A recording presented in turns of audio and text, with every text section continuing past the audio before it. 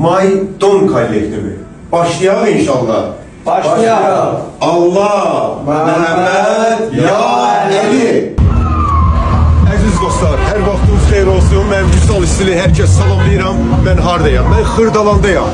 Əziz dostlar, Maydon daşınmaz əmlak anketindəyəm. Əziz dostlar, möhtəşəm kampanyalarımız var. Kim burada ev alarsa möhtəşəm hədiyələr və sərfəli qiymətlərlə sizi ətraflı məlumat verirəm. Buyurun. Xoş gördük. Allah xeyir versin. Hoş geldiniz. Teşekkür ederim, minnettarım. Allah razı olsun. Allah xeyir versin. Böyük təntənələ biz güvəyə yarışımızı keçirmək üçün sizi dəvət eləmişik. Sizinlə bu işi görmək bizim üçün çox böyük bir məmnuniyyətlikdir.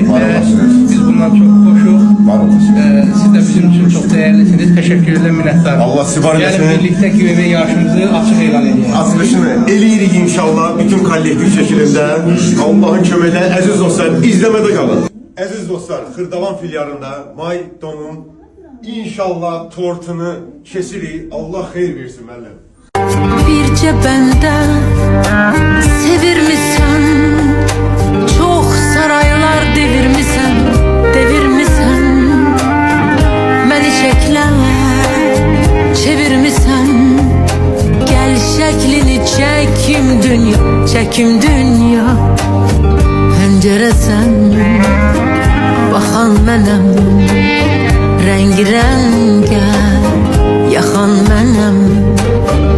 Sularımda axan mənəm, gəl şəklin. Əziz dostlar, Məhərrəm müəllimi dəvət edirəm. İnşallah sizə ətraflı məlumat verəcək.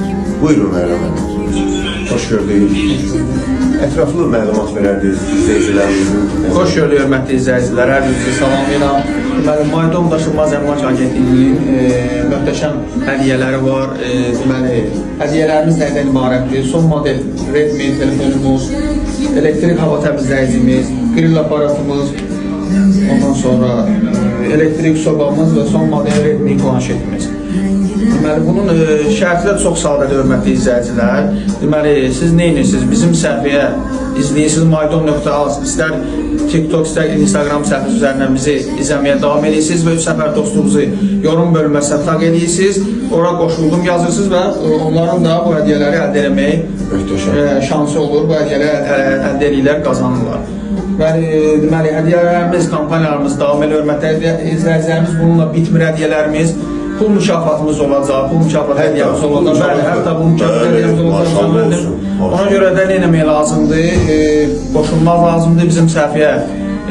Takip eləmək lazımdır, izləmək lazımdır ki, bu hədiyələri əldə eləmək şansını siz də qazanmış olasınız. Minnətdaram, Məhərrəm müəllim. Minnətdaram. Allahın köməyi ilə axşam 21:00-da əziz dostlar paylaşım eləyəcəm, tağ eləyəcəm. İzləmədə qalın əziz dostlar.